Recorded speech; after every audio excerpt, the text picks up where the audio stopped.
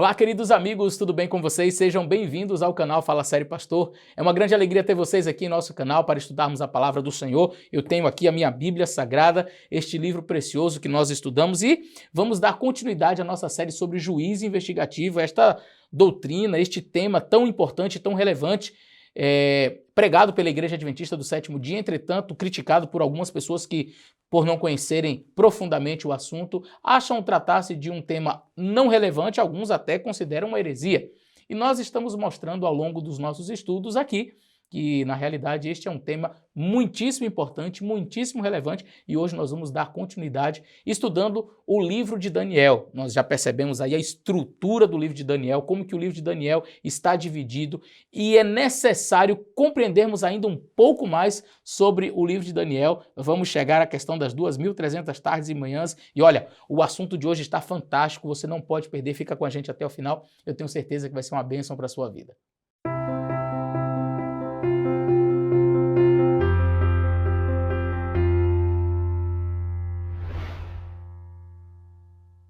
Muito bem, meus queridos, como nós estudamos nos capítulos anteriores, a ideia de um juízo investigativo ela é bíblica. Eu citei dois exemplos mostrando que todas as vezes em que Deus vai conversar com o ser humano para tratar de um pecado cometido, de algo terrível que este ser humano teria cometido, Deus então faz uma espécie realmente de juízo investigativo, e eu mostrei dois exemplos para vocês, Caim e Abel, Adão e Eva. Deus chega e diz: Adão, onde estás?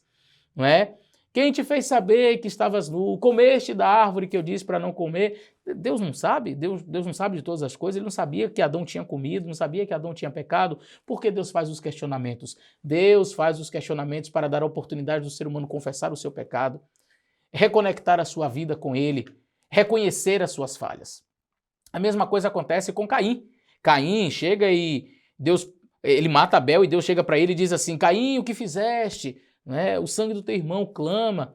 Onde está Abel, teu irmão? Quer dizer, Deus não sabia onde Abel estava? Deus sabia. Deus estava dando a oportunidade para Caim dizer: Senhor, eu fiz uma coisa louca, eu matei o meu irmão. Então, um juízo investigativo, o objetivo dele é dar a oportunidade ao ser humano de confessar o seu pecado, de renovar os seus laços com Jesus, reconhecendo as suas falhas, reconhecendo os seus erros.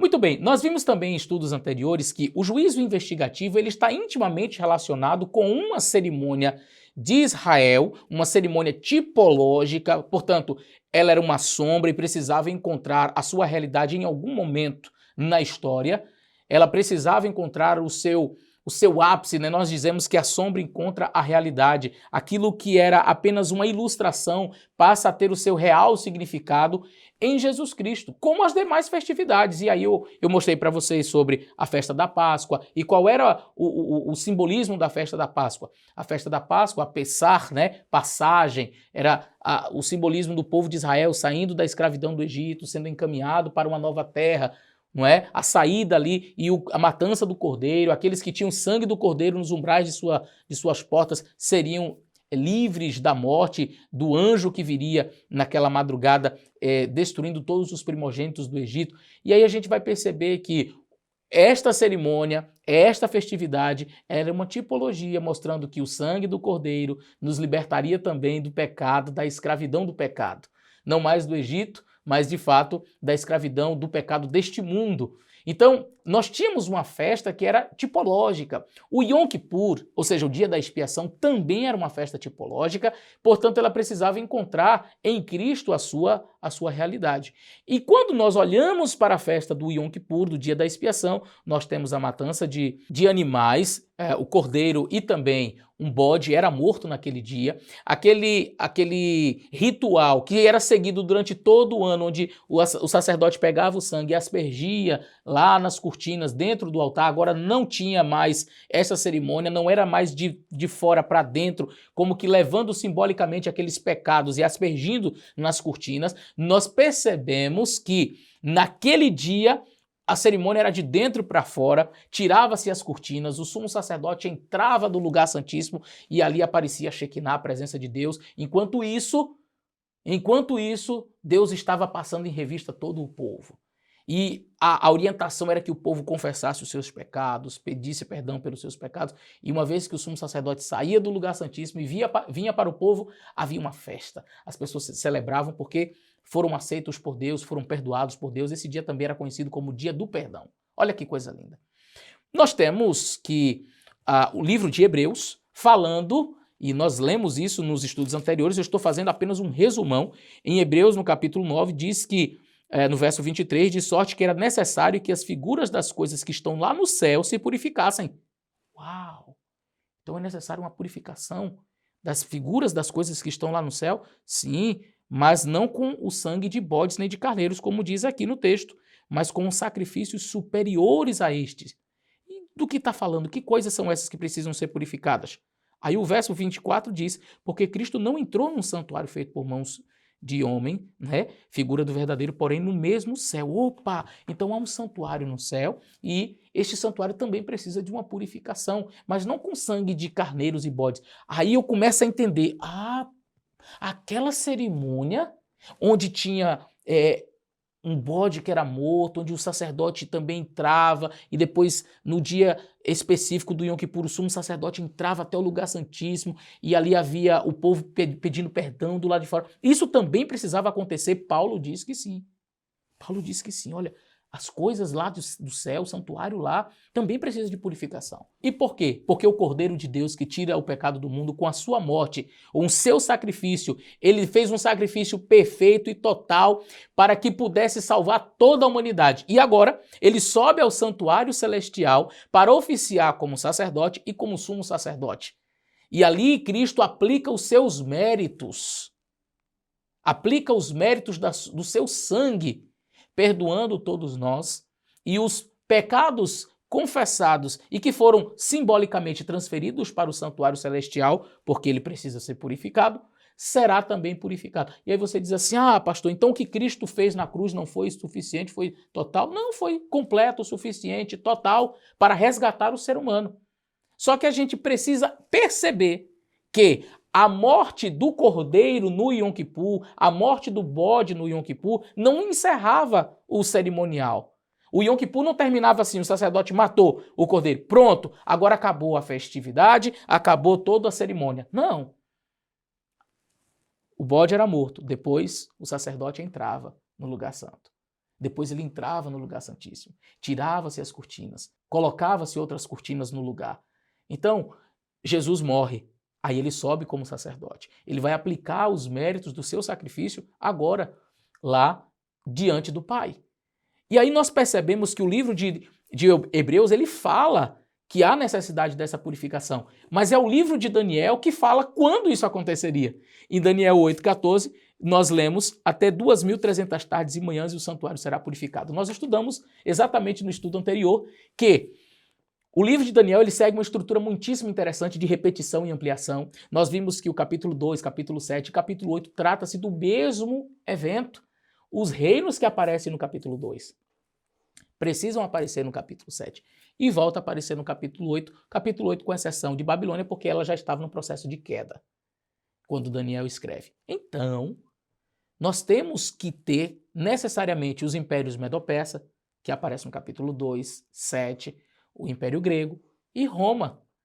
E nós entendemos, então, que isto precisamente deveria acontecer no capítulo 8. Mas, como nós terminamos o nosso estudo, ficou uma parte muito curiosa, porque a gente leu aqui no capítulo 8 de Daniel e o verso 9, dizendo que de uma das pontas, ou de um dos chifres, né, de uma das pontas, saiu uma ponta pequena que cresceu muito para o meio-dia, para o oriente e para a Terra Formosa. E aí fica uma situação muito complicada, porque o pastor disse que os impérios precisam aparecer. E a única possibilidade de um império romano aparecer seria esse chifre. Mas o texto diz de uma das pontas. Como assim, pastor? O Império Romano saiu de dentro da Grécia? Então essa ponta aí não pode ser o Império Romano? E aí nós estamos com uma dificuldade que precisamos resolver. E no estudo de hoje nós vamos resolver essa dificuldade. Olha que resumo, acabou sendo quase um outro vídeo, não é? Mas vamos lá. A visão preterista sobre esta temática diz que Antíoco Epifânio, ele seria a ponta pequena. E eu vou explicar detalhadamente para vocês. Presta atenção nessa imagem. Nessa imagem nós temos aí um bode, e aí você vai se lembrar da visão. Daniel tinha visto um carneiro com 2 chifres, representa os reis da Média e da Pérsia, e quem disse isso foi o próprio anjo para Daniel. Mas o bode peludo, disse o anjo, é o rei da Grécia. Este bode, ele vem e ele mata o carneiro. Ele tinha um chifre bem grande na sua testa e aquele chifre quebra. O anjo diz que aquele chifre era a representação do primeiro reino, né, do primeiro rei, que seria Alexandre o Grande, ou a sua dinastia, a dinastia alexandrina. Mas uma vez morto Alexandre, morto também o seu filho, o seu irmão, a esposa de Alexandre, 4 generais assumem o Império Grego e o Império é dividido em 4. E ele, naturalmente, o Império dividido perde a sua força. O Império foi dividido entre Cassandro, Licímaco, Ptolomeu e Seleuco. Então você vê aí na imagem os chifres, né? Cassandro, Licímaco, Ptolomeu e Seleuco. E aí, segundo a interpretação preterista, de dentro de um desses chifres sairia um chifre pequeno que ia crescer e esse chifre seria Antíoco Epifânio. Quem foi Antíoco Epifânio? Porque eles dizem tratar-se de Antíoco Epifânio. Muito bem, porque eles dizem o seguinte, esta guerra que ele fez contra os santos, no capítulo 8, verso 9, que se engrandeceu contra o exército e pisou e deitou a base do santuário por terra, né, o fundamento do santuário por terra, o exército foi entregue e também o sacrifício contínuo, se bem que nós vamos explicar, a palavra sacrifício nem aparece nesse texto, apenas aparece a palavra contínuo. E aí então no verso 14, alguém pergunta, o verso 13, né, alguém pergunta até quando vai durar isso? E aí alguém diz, até 2.300 tardes e manhãs o santuário será purificado. Qual que é a explicação preterista para esse texto? Antíoco Epifânio, um destes reis que sucedeu da dinastia dos Seleucidas, o Império Grego foi dividido em 4, né? Cassandro, Licímaco, Ptolomeu e Seleuco, portanto desse Seleuco vieram vários reis e um deles foi Antíoco IV ou Antíoco Epifânio. O que esse camarada fez? Uma vez ele foi para Jerusalém e ele fez guerra contra Jerusalém e ele então resolveu matar um porco no santuário, no altar de sacrifícios. E ele teria profanado o templo por uma quantidade de tempo e, segundo as pessoas que fazem esta interpretação, a expressão 2.300 tardes e manhãs seriam uma referência aos sacrifícios, ou seja, todos os dias eram oferecidos sacrifícios pela manhã e pela tarde, então são 2.300 tardes e manhãs. Alguns entendem que estaria falando do sacrifício da tarde e da manhã. Então, se era um sacrifício de manhã e outro de tarde, 2 por dia, e eu tenho 2.300 tardes e manhãs, é muito fácil, você pega a calculadora aí, olha, e divide 2.300 dividido por 2, vai dar 1.150. Então, eles dizem o seguinte, eram 1.150 dias, porque foram 2.300 sacrifícios, eram 2 por dia, então você chega a esta conta de 1.150 dias. E aí, Antíoco Epifânio teria profanado o templo durante esses 1.150 dias. Quanto dá isso daí se fosse colocado em anos? Você vai dividir esse número aí por 360. Você vai ter 3,1. 3 anos e alguma coisa. Ok. Quais são as dificuldades dessa teoria? Eu vou apontar várias. E eu vou provar para vocês aqui nesse estudo que Antíoco Epifânio jamais pode cumprir a profecia. Primeiro porque ela já fere o princípio de repetição e ampliação. Quando nós colocamos Antíoco Epifânio ali, nós retiramos um império que precisaria aparecer. Nós não mostramos nos estudos anteriores que precisaria aparecer o Império Romano porque repete e amplia? Se você não tem o Império Romano, então a estrutura do livro fica comprometida. Mas vamos analisar detalhadamente este capítulo. A primeira coisa que nós precisamos ver é o final do verso 8 e o início do verso 9. E por quê? Aqui nós temos escrito o seguinte, o bode se engrandeceu de sobremaneira, né? Mas estando na sua maior força, aquela grande ponta foi quebrada e no seu lugar subiram 4 notáveis. 4 pontas notáveis, não é? Para os 4 ventos do céu. Então aqui você tem informação de 4 pontas notáveis que cresceram para os 4 ventos do céu. E de uma delas saiu uma ponta muito pequena que cresceu.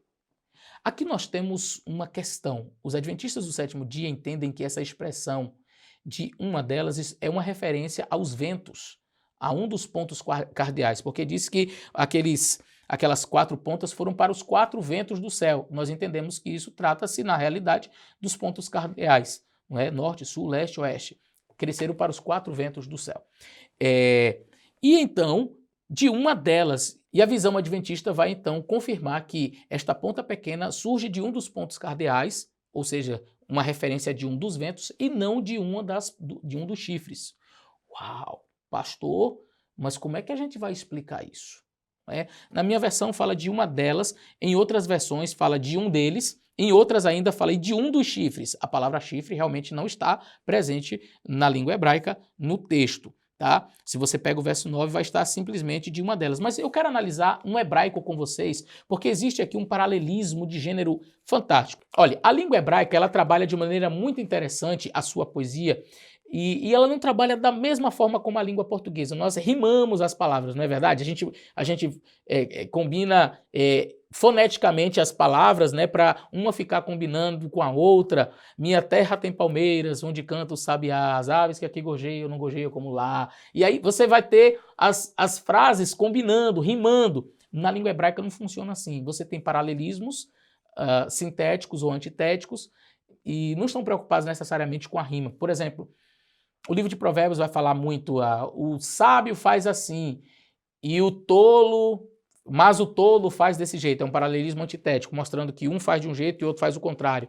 Mas às vezes tem um paralelismo sintético, aquele que é sábio dá ouvidos ao seu pai, e o que é entendido em sabedoria faz assim, assim, assim com a sua mãe. Então é um paralelismo sintético, mostrando que uma coisa complementa a outra. Aqui nós temos um paralelismo de gênero, no livro de Daniel. E você vai perceber que a estrutura hebraica parece estar errada. Olha comigo. Aqui você tem uma expressão, essa expressão em hebraico é Umin ha'hat mehem. Umin ha'hat mehem é uma expressão hebraica e olhando cada trecho desta expressão nós temos assim, ahat é uma palavra feminina, deles é uma palavra masculina. Literalmente seria de uma deles e de uma deles. Então, se você vai olhar o verso 9 inicia assim, e de uma deles, aí você diz, não, tá errado, não faz sentido. E de fato não faz sentido se você olhar sob uma perspectiva da língua portuguesa. De uma deles seria ou de um deles ou de uma delas. Mas é que o texto está trabalhando ali, usando um recurso da própria língua hebraica para fazer um paralelismo de gênero. E esse paralelismo vai estar com o final do verso anterior, onde nós temos as palavras chifres, ventos e céus. A palavra chifres é a palavra keren em hebraico, ela é uma palavra feminina. Eu vou então usar a expressão pontas para ficar mais fácil, já que é uma expressão feminina, as pontas é mais fácil do que eu falar os chifres, porque os na língua portuguesa é uma palavra masculina. Então, as pontas, tá certo? Ventos, ruach, é uma palavra que pode ser masculina ou feminina. E céus, hashamayim, é uma palavra masculina. Então você vai perceber que a última linha do verso 8, ele tem uma sequência de gênero feminino-masculino correspondendo a uma sequência similar feminino-masculina no verso 9, na linha 1, a primeira linha do verso 9. Existe, portanto, um paralelismo sintético de gênero seguindo o modelo A mais B igual a A mais B, conforme vai mostrar nesta sinopse que você está vendo agora. Veja só. Bom, antes de explicar a sinopse, deixa eu me dizer uma coisa para você. Eu disse que a palavra ruach é uma palavra que pode ser traduzida tanto masculino como feminino. Por exemplo, quando é usado para o Espírito Santo, ruach, você vai ver ela sempre acompanhada de um artigo masculino. Entretanto, a expressão ot, na língua hebraica, ela sempre é sinal de plural feminino. É um plural feminino. Você pode pegar qualquer dicionário e ir lá para a palavra ruchot e você vai ver que esta palavra é ruach, vento, no plural feminino, ventos, ruchot. Então, olhando para a sinopse, nós temos aqui learba, ruchot, hashamayim, que significa para os 4 ventos dos céus. Muito bem. É o final, a última linha do verso 8. Learba, para os 4, ruchot. Esse ot, como eu disse, é um sinal feminino. Então você tem um plural feminino, que significa ventos. Hashamayim, e aí você tem a palavra masculina, hashamayim, céus. Agora vamos descer para a primeira linha do verso 9, que é exatamente aquela que nós analisamos antes. E de uma deles, e de uma é uma palavra feminina, o min ha'achat mehem. Ha'achat é uma palavra feminina, uma, e de uma deles, deles é uma palavra masculina. Você vai perceber que existe um paralelismo feminino-masculino quando você lê a expressão e de uma como uma referência aos ventos, de uma como referência ao vento, porque ventos é feminino e uma também é feminino, deles masculino, céus também masculino. Então, de uma deles seria e de um desses ventos, por que não poderia ser chifre? Porque ia quebrar essa estrutura de paralelismo. Por quê? Porque a palavra chifres é uma palavra também feminina. Como nós vimos anteriormente, Keren é uma palavra feminina, pontas. Então, quando ele fala assim de uma deles, esse deles não pode ser uma referência a Keren, os chifres. Tem que ser uma referência a alguma palavra masculina, que seria exatamente os céus. E de uma deles, e aí você tem esse paralelismo. É uma estrutura estranha para nós na língua portuguesa? É, mas é uma estrutura perfeitamente aceita na sintaxe hebraica. Então você tem literalmente o texto dizendo no final do verso 8 que as quatro pontas, as pontas femininas, não é?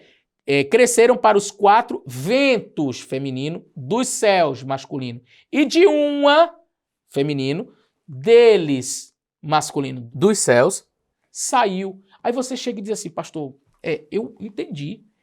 Deu uma emboladinha no começo, mas eu entendi a estrutura hebraica. Se você prestou atenção, realmente você entendeu. Mas, pastor, ainda não faz sentido. Por quê? Chifre não cresce do vento, pastor. Como que um chifre vem de um dos ventos, ou seja, de um dos pontos cardeais? Como pode isso? Está estranho esse negócio. Muito mais sentido o chifre nascer de outro chifre. Você prestou bem atenção nas características do chifre? Ele faz guerra, ele derruba o santuário, ele deita a verdade, ele faz guerra contra o príncipe dos príncipes. Se você fizer uma análise no capítulo 7, que fala de um chifre pequeno que cresce, etc., diz que ele tem boca, olhos, profere blasfêmias, perseguirá os santos do Altíssimo, cuidará em mudar os tempos e as leis. Deixa eu te perguntar, qual que é a lógica de um chifre ter boca, olhos, falar blasfêmias, ou como apresenta-se aqui no capítulo 8, fazendo guerra? Lógica não parece ser o que está acontecendo aqui. O livro de Daniel não está preocupado em seguir uma lógica.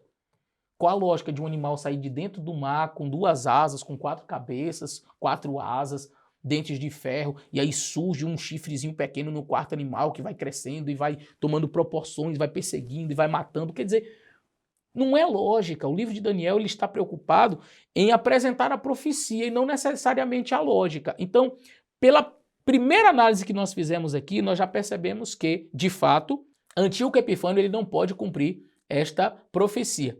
Que este chifre, ele surge de um dos pontos cardeais, portanto não nasce de um dos chifres. Então a gente já vê uma dificuldade em associá-lo ao Antíoco Epifânio. Mas tem outras explicações, claro, vamos analisar mais algumas delas. Bom, apenas para confirmar aquilo que eu falei de que ventos simbolizam os quatro pontos cardeais, que seriam norte, sul, leste e oeste, você pode conferir em Jeremias, capítulo 49, verso 36, que diz: trarei sobre Elão os quatro ventos dos quatro cantos do céu e os espalharei na direção de todos esses ventos, e não haverá nação onde não cheguem os fugitivos de Elão. E também Mateus 24, verso 31, e ele enviará os seus anjos com rijo clamor de trombeta, os quais ajuntarão os seus escolhidos desde os quatro ventos de uma a outra extremidade dos céus.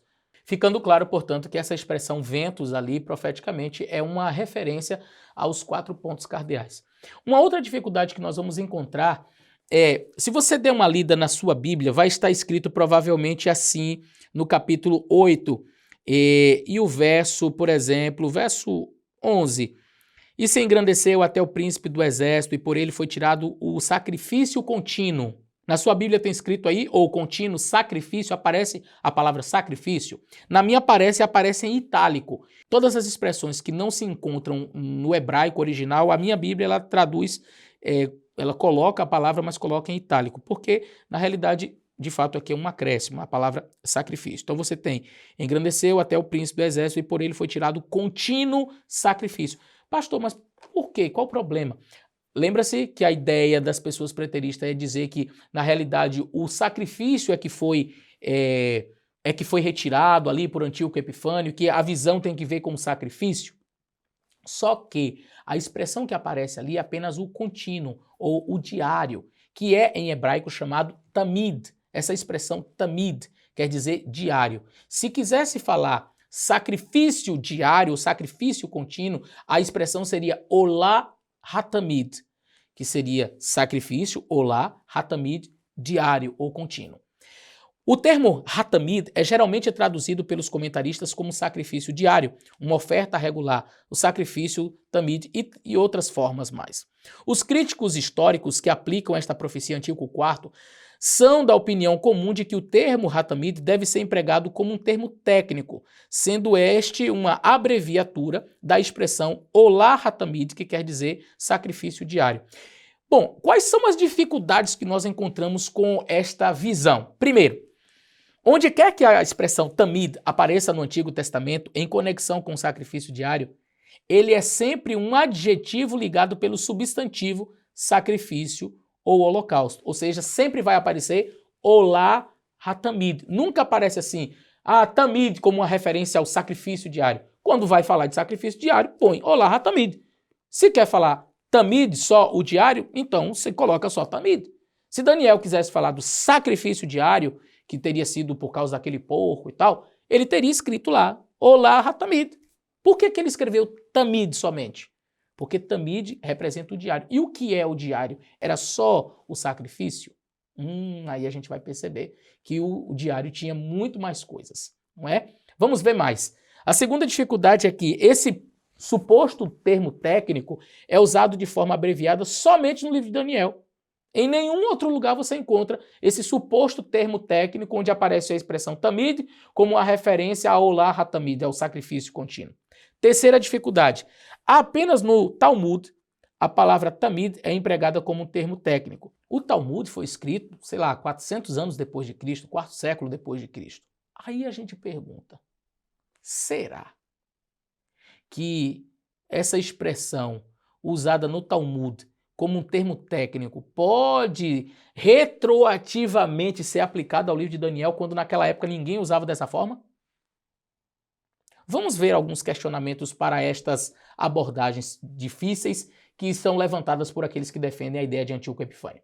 O primeiro questionamento é: o emprego de um modelo antíoco e um termo técnico do Talmud judaico composto no quarto século são procedimentos seguros para interpretar uma expressão bíblica de um livro apocalíptico do Antigo Testamento? Foi aquilo que nós acabamos de mencionar. Segundo questionamento: por que o escritor de Daniel não usou a expressão normal do Antigo Testamento para sacrifício diário, olá hatamid, se ele tinha isso em mente? Uma análise filológica dará conta que o uso de tamid no Antigo Testamento e em outras literaturas como as de Qumran não interpretam esse termo como sacrifício contínuo. Tal emprego limitado não aparece em nenhum texto bíblico ou pós-bíblico antes do tempo da escrita do Talmud. Ok, pastor, mas então o que seria esse tamid? O que seria esse diário? Bom, eu tenho aqui algumas aplicações do termo tamid para os rituais do santuário. Você vai encontrar que os holocaustos, olá, da manhã e da tarde, eles eram chamados de tamid. Os pães da proposição também eram chamados tamid. As lâmpadas do candelabro foram chamadas de tamid. O incenso foi chamado tamid. O fogo da oferta queimada também é chamado de tamid.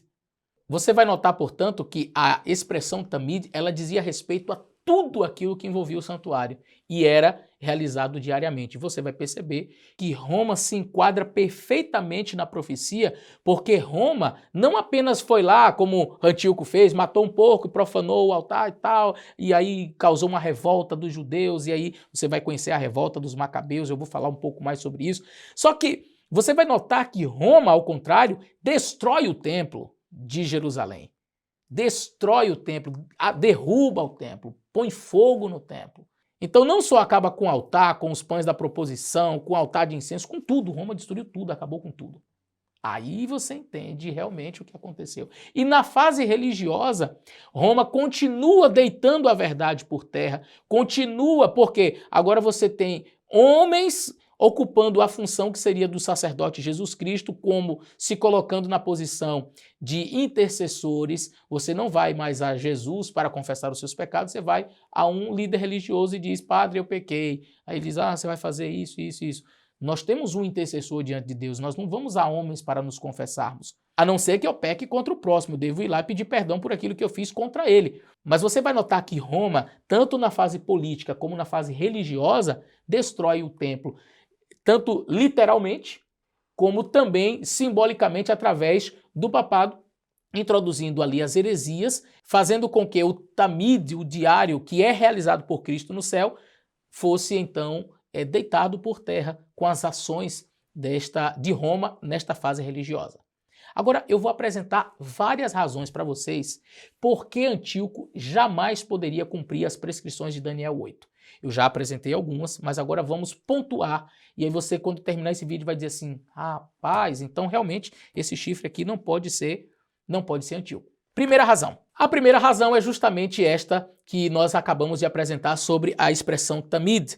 O ritual do sacrifício Tamid no Antigo Testamento emprega a expressão holocausto contínuo como a designação para um duplo holocausto da manhã e da tarde. Não designa uma oferta trazida de manhã e outra à tarde. A combinação do holocausto da manhã e da tarde é consistentemente mencionada como Olah HaTamid. Portanto, uma divisão dos 2.300 por 2 é injustificada. Percebeu? A expressão Olah HaTamid, quando você dizia assim, olha, o Olah HaTamid, o sacrifício contínuo, o que é sacrifício contínuo na mentalidade do povo de Israel, do tempo de Daniel? A expressão Olah HaTamid, o sacrifício contínuo, uma referência ao sacrifício contínuo, ele não imaginava assim, o sacrifício contínuo, tem um de manhã, mas tem outro à tarde também, então vamos dividir por 2. Não, quando você dizia sacrifício contínuo, você já estava falando necessariamente, ou sacrifício diário, que a palavra Tamid também representa diário. O que é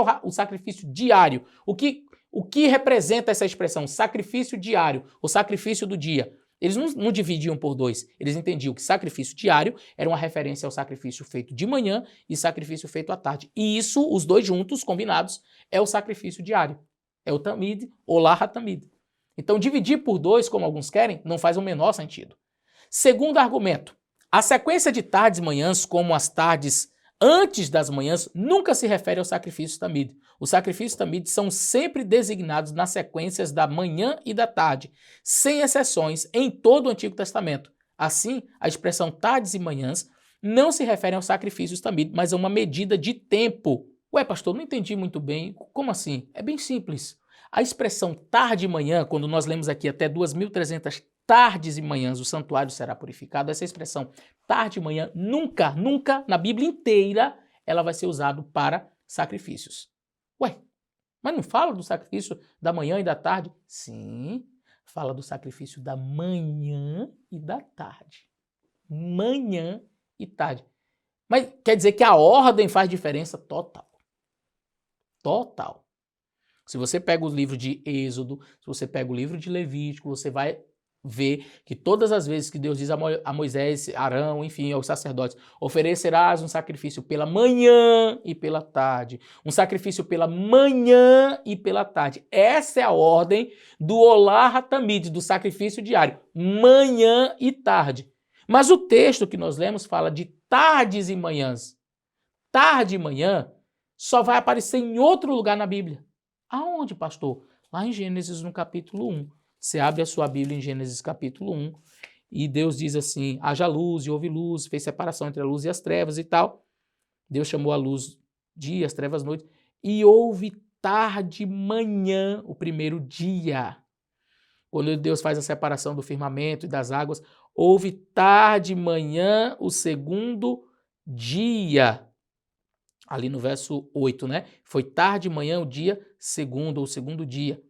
E aí quando Deus faz no terceiro dia a separação da porção seca, e no verso 13, e foi tarde e manhã o terceiro dia. Todos os dias da criação foi tarde e manhã, tarde e manhã, tarde e manhã. A expressão tarde e manhã refere-se a dia.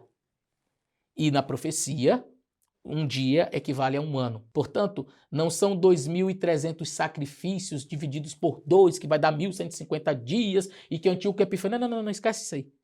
A expressão tarde e manhã nunca refere-se a sacrifícios. Se você me mostrar um texto onde diga assim, oferecerás um sacrifício pela tarde e um pela manhã, aí eu até vou parar para pensar sobre isso. Mas todas as vezes, sacrifício da manhã e da tarde. Então, sacrifício tem que ver com manhã e tarde, aí sim, sacrifícios. Mas tarde e manhã refere-se a dias. Vamos continuar. Falta apoio exegético para contar as 2.300 tardes e manhãs separadamente, a fim de se chegar a 1.150 dias completos. A sequência de tarde e manhã como um dia completo fica clara e evidente no relato da criação em Gênesis 1. Sobre esse assunto é imprescindível o comentário de Keil, autoridade no assunto, e ele diz: um leitor hebreu provavelmente não poderia compreender o período de tempo 2.300 tardes e manhãs como sendo 2.300 metades de dia ou 1.150 dias inteiros, porque tarde e manhã na criação constitui não a metade de um dia, mas um dia inteiro. Devemos, portanto, tomar as palavras como elas são, isto é, compreendê-las como 2.300 dias inteiros.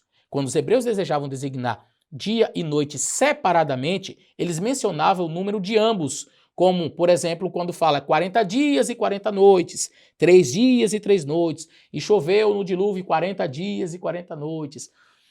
Mesmo nesses exemplos, porém, a expressão 40 dias e 40 noites não significam 20 dias completos, mas uma sequência de 40 dias no calendário.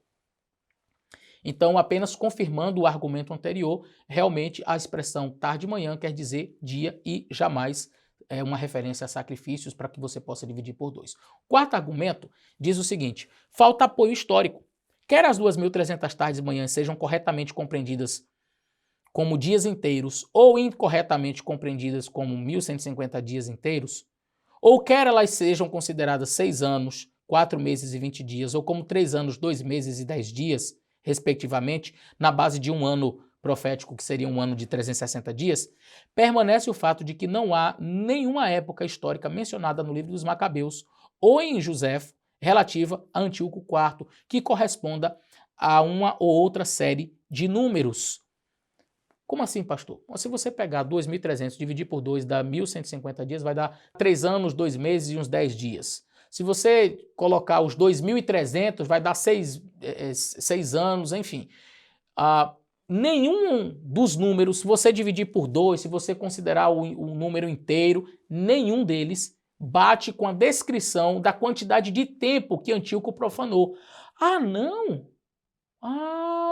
É porque quem defende essa ideia diz que Antíoco foi lá e profanou por 3 anos. Vamos ver o que diz o livro histórico de Macabeus. Ele é considerado sagrado para os católicos. Nós não consideramos sagrados, mas entendemos que é um livro histórico onde tem retratado ali o período. E diz o seguinte: a profanação do templo por Antíoco IV durou 3 anos, dia por dia.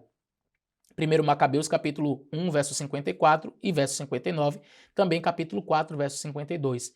Isso perfaz apenas 1.080 dias do calendário de 360 dias. E assim, passa longe dos supostos 1.150 dias, para não dizer dos 2.300. Ou seja, a conta não fecha. Você tem 1.080 dias, que foi o período que Antíoco Epifânio profanou o santuário, e o livro de Macabeus, ele deixa claro, quando ele diz assim, dia por dia, essa é uma expressão que quer dizer assim, foram exatos 3 anos, exatos. E aí você fazendo a conta dá 1.080 dias. Mas se eu pegar a conta e fizer com 365 dias, já fiz, também não dá 1.150.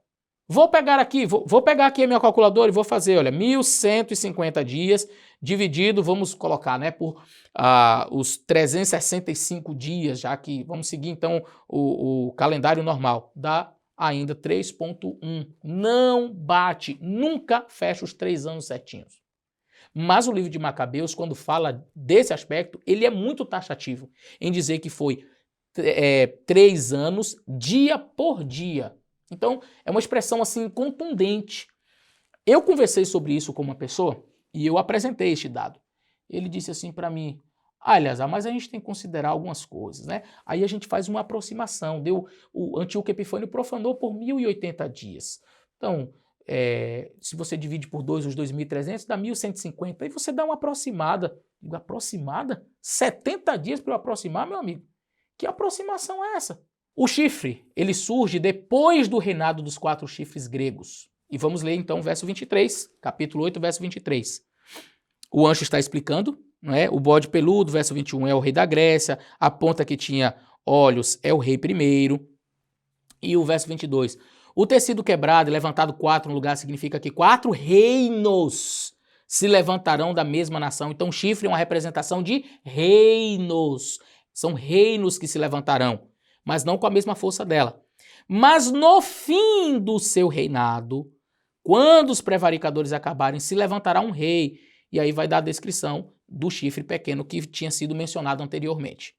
Então, a profecia diz que tinha 4 chifres, depois surge um chifre, né? De uma deles, lembra que nós explicamos? Surge um chifre que vai fazer todas aquelas coisas terríveis.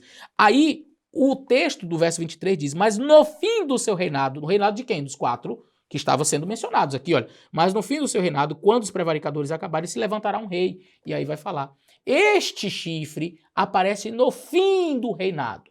Mas, olha o que diz ainda o argumento. Antíoco foi o 8º numa dinastia de mais de 20 reis. Isto é, ele não estava nem na metade. Então, Antíoco, ele fazia parte da dinastia de um chifre, que eram os Seleucidas. Ele foi o 8º na dinastia.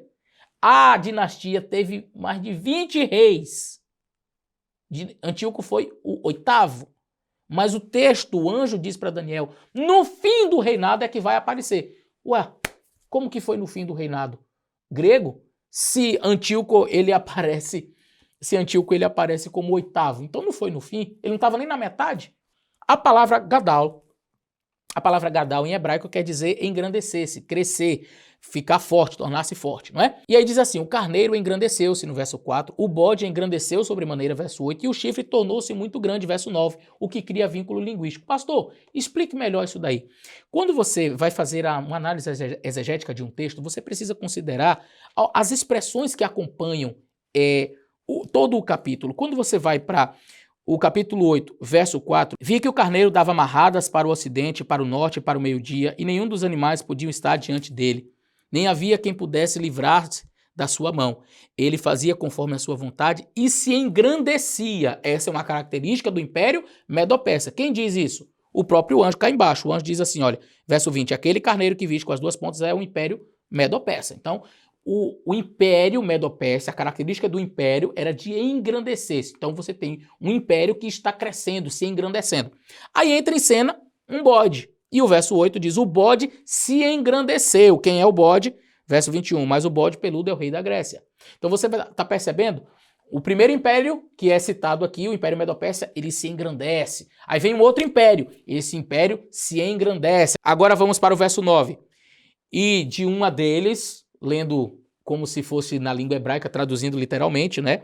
Saiu uma ponta pequena, a qual se engrandeceu para o meio-dia, para o oriente e para a terra formosa. Ou seja, a expressão gadalo, engrandecer-se, ela entra no capítulo 8 como referência aos impérios. Por que usar a expressão que foi usada para impérios?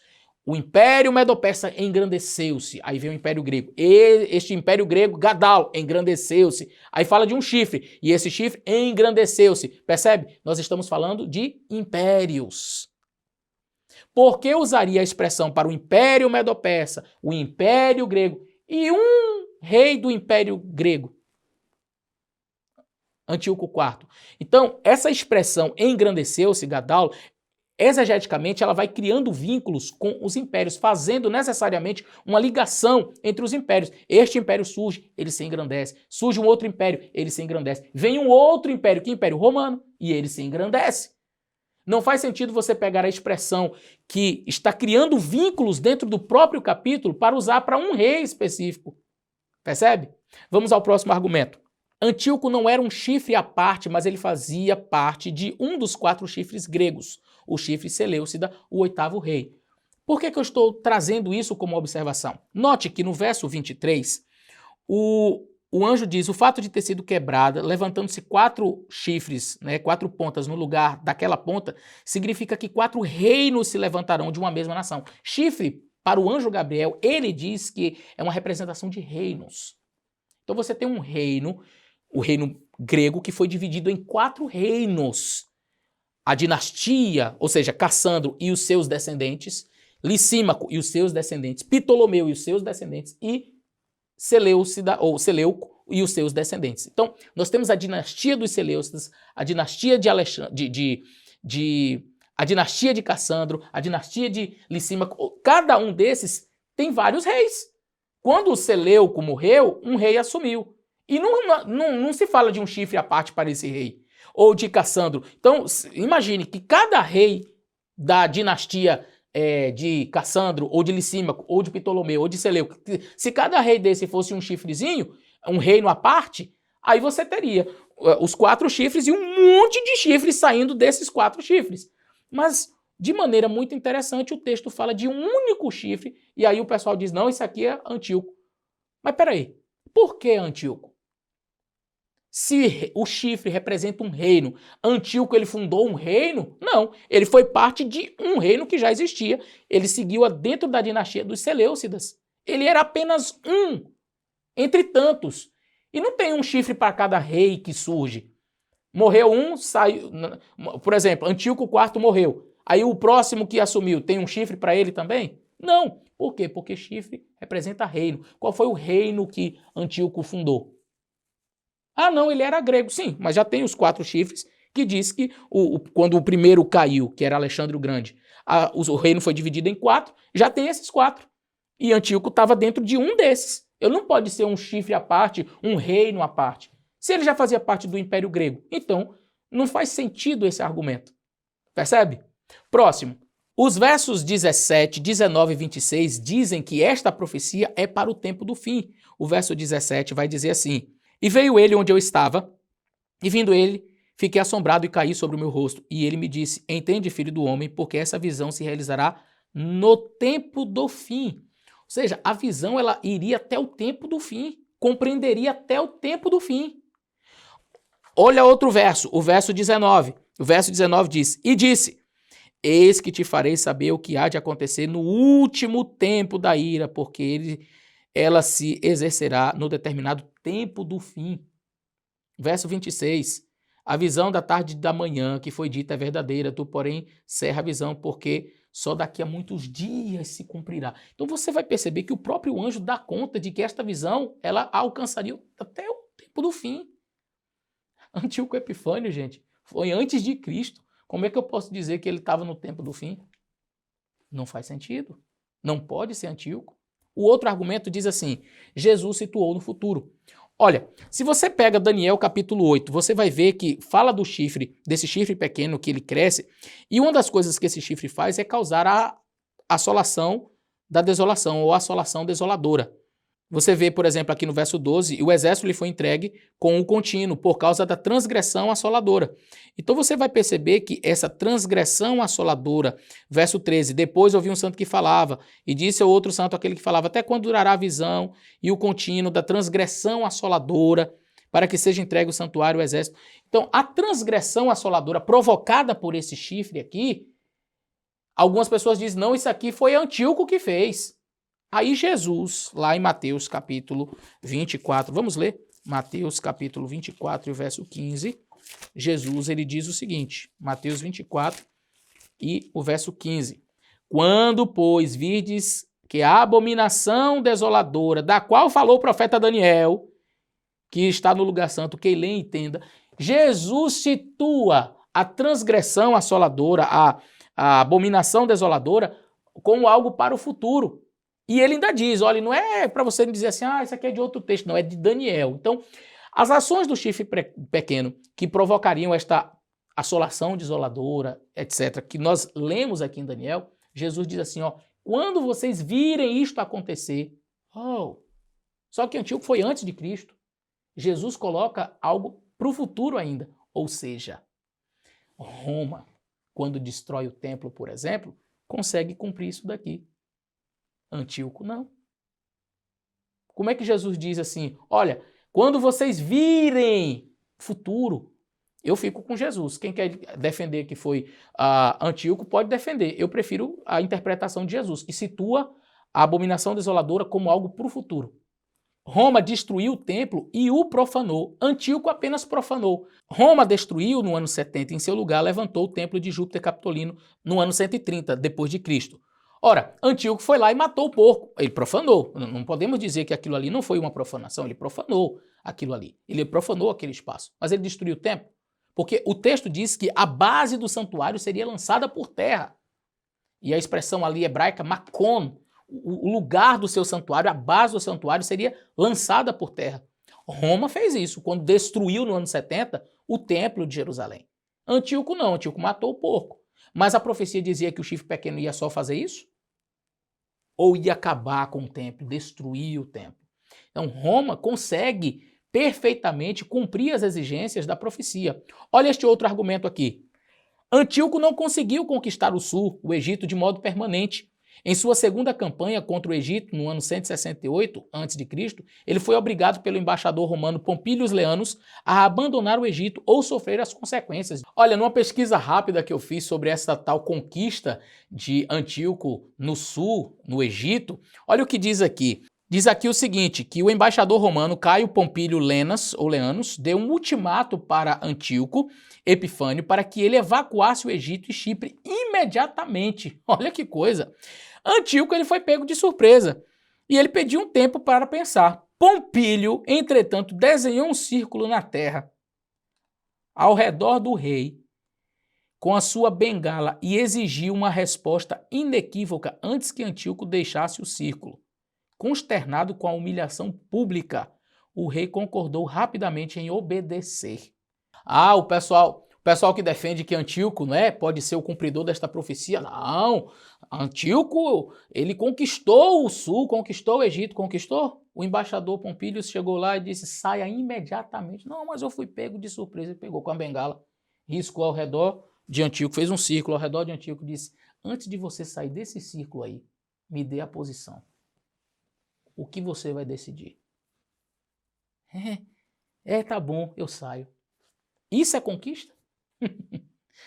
Antíoco era patético diante de Roma, que nem ainda era esse império que mandava no mundo inteiro, não é? Já Roma eu posso dizer que conquistou o sul, né? Cartago, Egito. Olha, o outro argumento, Antíoco ele empreendeu uma guerra em Elão, que seria o Oriente, no ano 163 a.C., mas ele foi frustrado em seus planos e morreu logo depois, deixando o reino em desordem. Também não teve êxito em sufocar a revolta dos macabeus na Judéia, porque depois que ele matou o porco, os judeus se revoltaram. E aí tem a conhecida revolta dos macabeus, e Antíoco, na realidade, não conseguiu o êxito que ele gostaria. Por quê? Um ano antes de sua morte, os judeus recuperaram Jerusalém, rededicaram o templo e, para todos os efeitos práticos, recuperaram a sua independência. E aí eles até instituíram a festa de Hanukkah, festa das luzes e tudo mais. Então eles rededicaram o templo.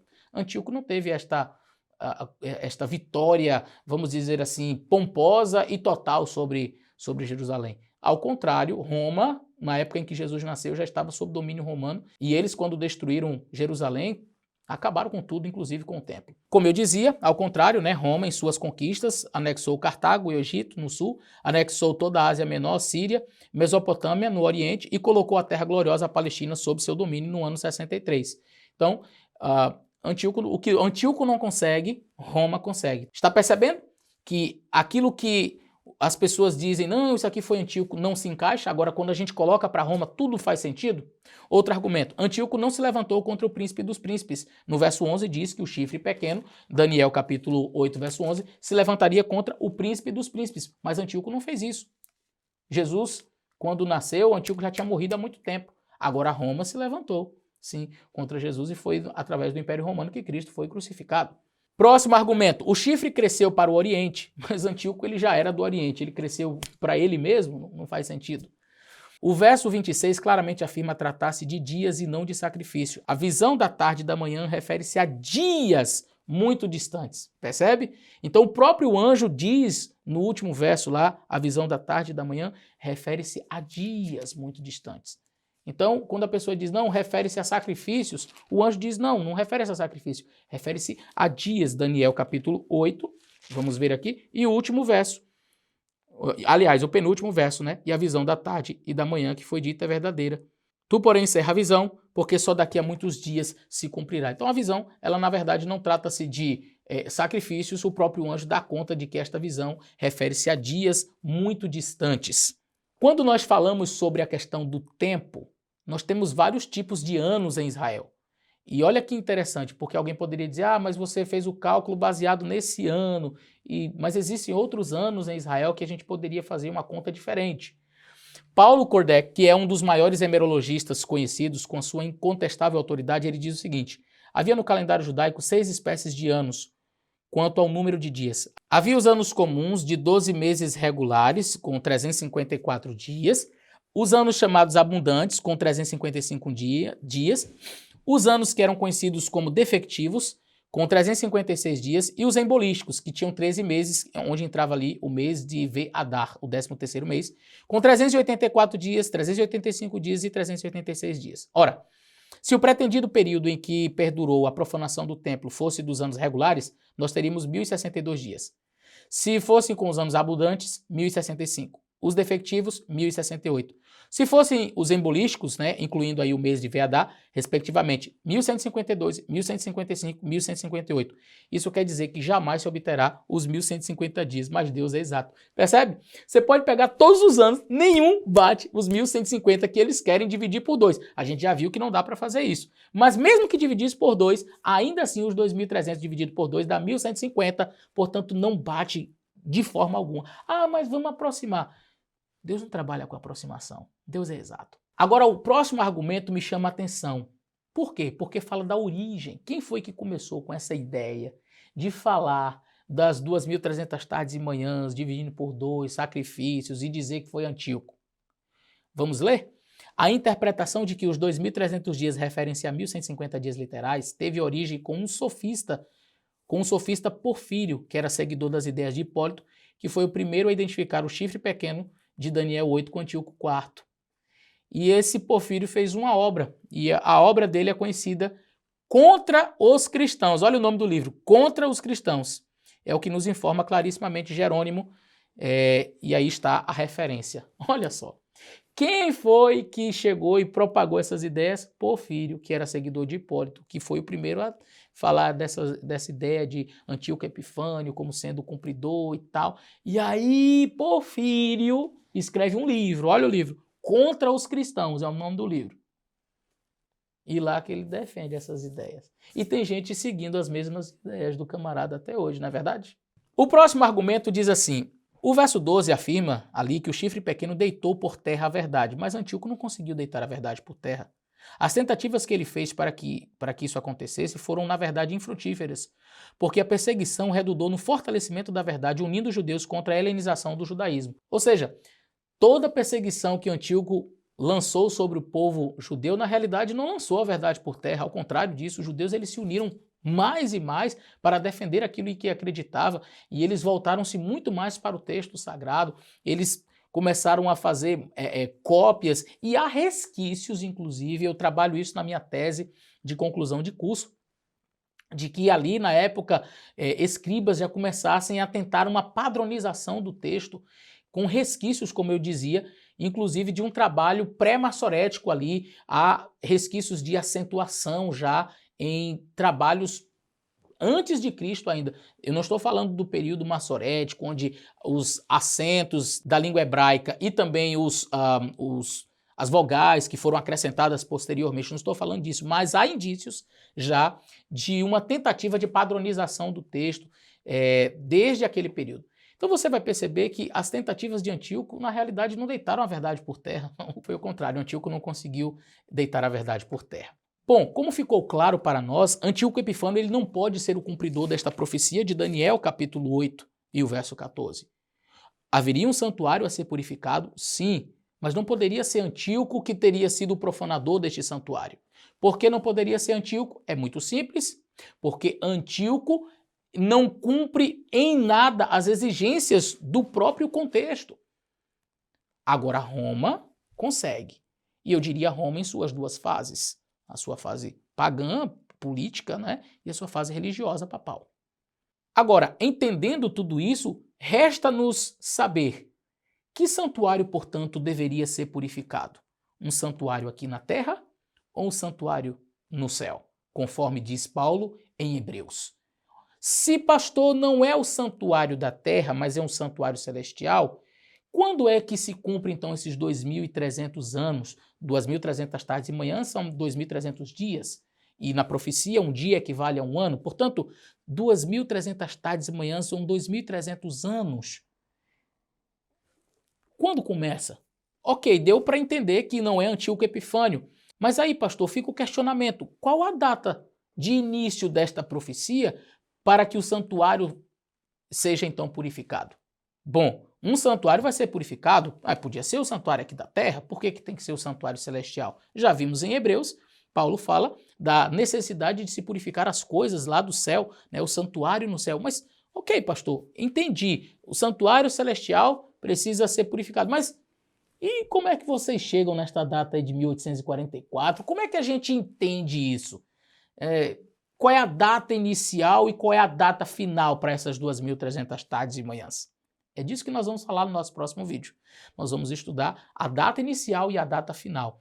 E aí eu vou trazer uma pessoa muitíssimo especial que vai falar, inclusive, da astronomia, mostrando através do ciclo metônico do calendário lunisolar. Você vai ver a impossibilidade de ter erros na interpretação adventista. Você vai ficar assim, ó...